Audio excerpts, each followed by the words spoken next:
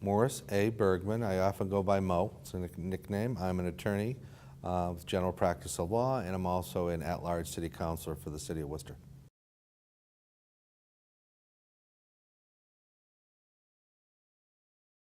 The general duties are to listen to constituent concerns, try to create policies that prevent problems, and oftentimes try to think ahead and think about things that we can do as a city to make the quality of life better for the residents. On a day-to-day basis, we attend meetings, subcommittee meetings, and generally every Tuesday evening we have a city council meeting, but there are exceptions during vacations in the summertime. The difference between an at-large councilor and a district councilor from an operational point of view from a city council is we deal more at large with the bigger issues. We try to create policy. We don't necessarily get as many constituent concerns over specific issues that a district councilor might get.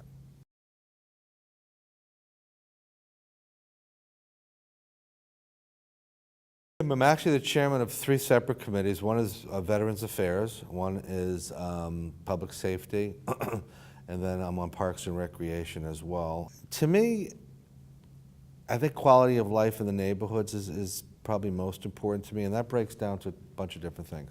I'm a big advocate of home ownership. When you own something, you got skin in the game, you take care of it differently, you respect it differently, and I think it makes for stronger neighborhoods. Also, obviously, reducing crime, reducing noise, creating sufficient parks for people to enjoy themselves, having a nice mix of retail and residential, but not an intrusive mix where people can still enjoy residential feeling, but not be too far away from businesses.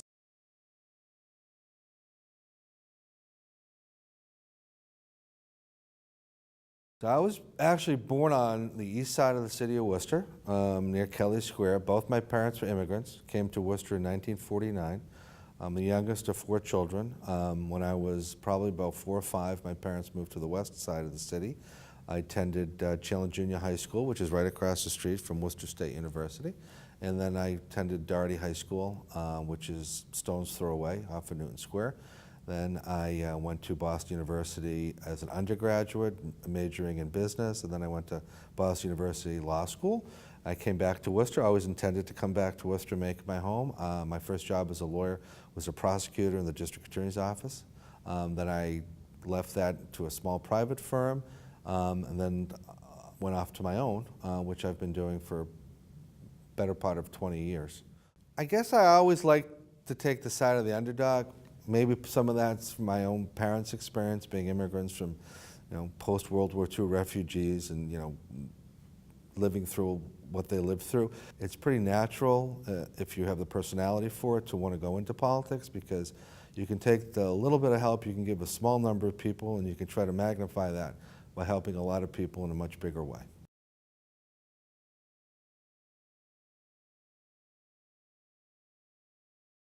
I used to represent people in situations involving the city of Worcester and so many other sides to the story, but only a stone's throw away from Worcester State University is a little neighborhood with mostly older residents who were consistently being fined by the city because they were unable to shovel a sidewalk that was not in front of their house, but it was behind their house and was along the side of a brook.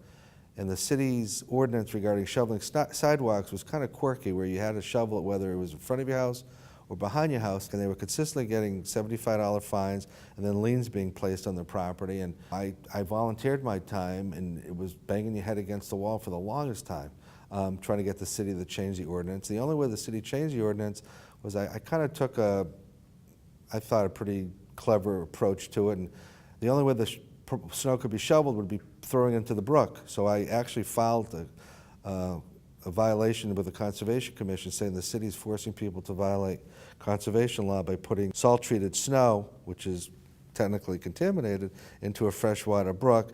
And it kind of got everybody thinking, well, we better change the ordinance. That one particular issue kind of crystallized for me the frustration that people sometimes have with city government.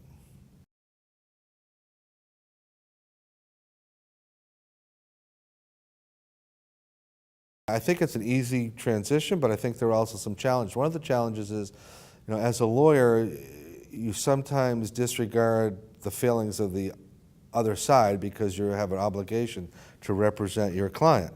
I think in city government, you really can't make enemies like that. You have to try, even though you're helping a constituent or a bunch of constituents, you still have to try to keep good contacts with people, because the next issue, the same people that you're up against may be people that you need to be on your side as allies. So you can't be adversarial to this in the same way as a city councilor as you can be as a lawyer. And it wasn't hard for me to adjust to that, but it is an adjustment.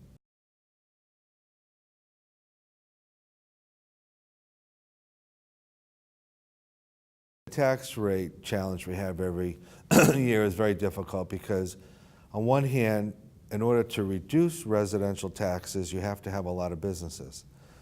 But in order to create a lot of businesses, you have to reduce their taxes, and then it goes back on the residents. It's a nasty catch-22 in which there's no way to make both sides feel good. And one of the frustrating things in politics is usually at least one side is benefited by something you do, and if you do it well, both sides are benefited. On that issue, neither side is benefited, and that's frustrating.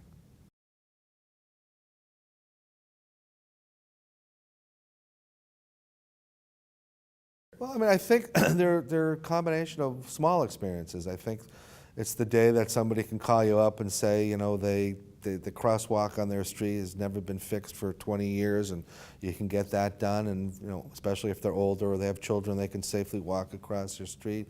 On the bigger policy issues, you know, we had a real issue a year or two ago in Worcester with young folks driving dirt bikes and mopeds in main streets, and they weren't licensed to drive them, and not only were they going to hurt others, they were going to hurt themselves. And we were able to put through some, you know, I think tougher rules, allowing confiscation of those bikes if they're, you know, being driven illegally. And I think it may seem harsh, but it probably is going to save the life of some young person who, you know, just by virtue of their youth doesn't realize the danger of what they're doing. Also changing some of the regulations on pawn shops and places that buy metal, because a lot of folks have things stolen from them that are personal family heirlooms. It's one thing to lose a generic object like a camera. It's another thing to lose your grandmother's or grandfather's jewelry. On a historical note, I love Worcester history. We were able to reproduce some monuments that were lost or misplaced, particularly to our colored veterans who had a monument that was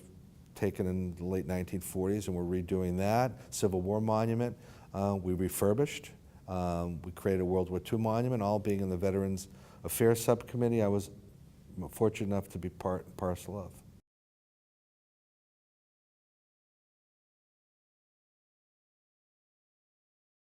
I think there's lots of boards and commissions that young folks could join and should join, because that's really the springboard to entering, you know, leadership roles in the city, whether it's city council or otherwise.